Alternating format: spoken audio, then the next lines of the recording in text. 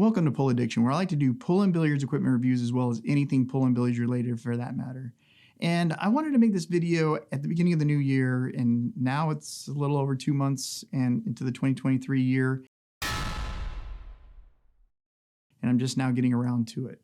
Now, this video isn't a review video, but instead I wanted to talk to you guys about a few things, as well as give you a peek of several reviews I'll have over the next few videos and hopefully get them out all this year. Now, what I wanted to talk to you about was some of the feedback I've been getting and explain why my videos are the way they are and why I do them the way I do them. Well, when I first started this channel, I had really big ideas on what I wanted to do. And over time, this thing has all evolved, and some of it's because I'm getting better equipment. And also a lot of it is me figuring out how to film and record audio better. Now, I'm still learning as I'm going, so the results are getting better, but it's a slow learning process. But it's not just filming that has to happen during this whole process. There's a lot of planning that gets involved when you're making a video, as well as all the editing process. So there's a lot of things to do, and it takes a long time to produce a video. Now, sure, I can prop up a camera or a cell phone and take a video and call it a day, but that's pretty boring and it doesn't always give you the best results. So when I set out to do this channel, I wanted to do videos of a higher quality and make them look more professional so all of y'all can enjoy them a lot more. I also wanted to express my creative side and do something different other than the basic video. I hope y'all understand this, and it's just my way of having a creative side and putting it out there for people to enjoy. And I know not everybody likes this style. However, there are others that do enjoy it and like what I'm doing. What I want to say is thank y'all for taking the time for giving me the constructive feedback. And I might be doing some things differently down the road with my videos, but just to know that this is my creative outlet and I may be doing different things that you may not like, and I hope you guys can understand. Now, with all that said, of most of the common comments I get, it's mainly about the music and the audio from the hit. Now, these are two separate things I'd like to address separately real quick. First, all my shaft reviews do have audio of the hit, even though it may not sound like it at first, because the music's playing. But there's always a section in my B-roll where I drop the music so you can hear the sound of the hit. Now, usually this is near the end of my B-roll or at the very end of the B-roll. I know this is important to everybody, so I make sure I put it in there. And probably what I should do in the future is go back on my older videos and in my future videos and put timestamps down so y'all can jump to those spots if you want to. So if you just want to hear the sound of the hit versus all the other review tests that I do.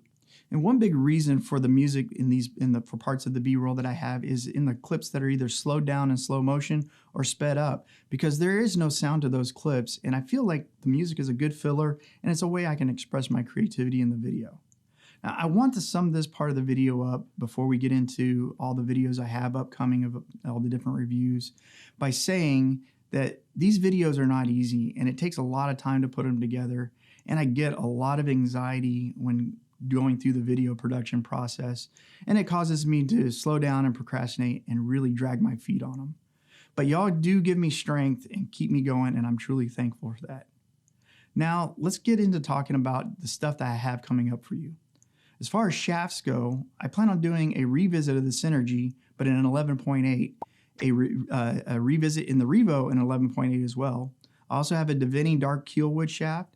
I have a friend that does have a McDermott Defy, and I plan on borrowing from him to do a review on.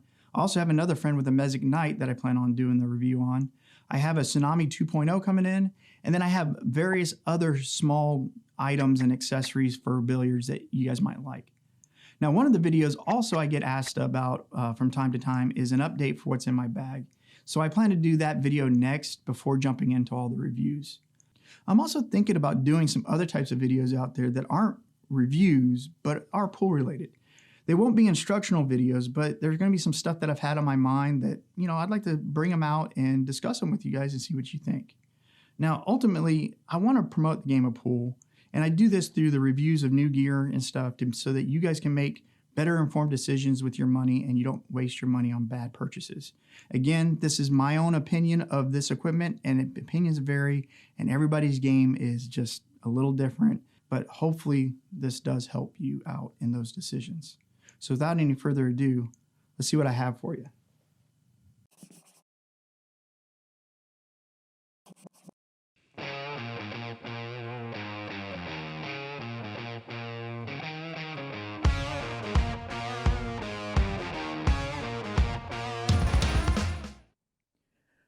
Okay, everyone, so this is what I had on my table. This is some of the stuff that we were talking about earlier. Here, starting with the shafts, is the Synergy 11.8, as well as the Revo 11.8. And then the Divinity Dark Keelwood right here, which I never really planned on doing a review on this shaft. It was more of an impulse buy at a tournament. And it's a very interesting shaft, and you'll see what I mean when I review it. But definitely interesting, not in a bad way. It's just a different type of cue or shaft. Some of the other shafts that we talked about that I'm going to be going over reviewing is my friend's McDermott Defy, as well as my other friends on Mez Ignite. Hopefully I can get those for a couple weeks a piece, do the testing, get the videos out. We'll see about their availability. And the only other shaft I had that I listed out was the Tsunami 2.0. I currently have it on order, and I plan on doing a review on that as well. So what else do I have other than shafts?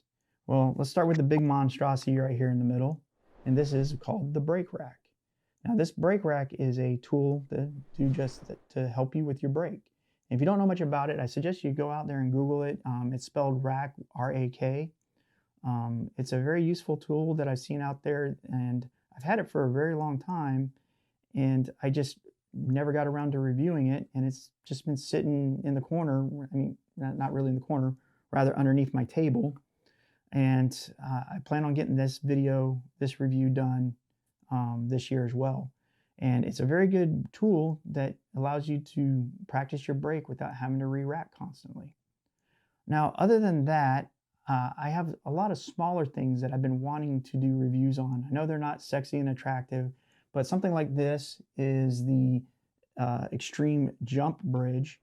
And they're little items that don't cost a whole lot, and they're not as sexy as the cues and the shafts and everything.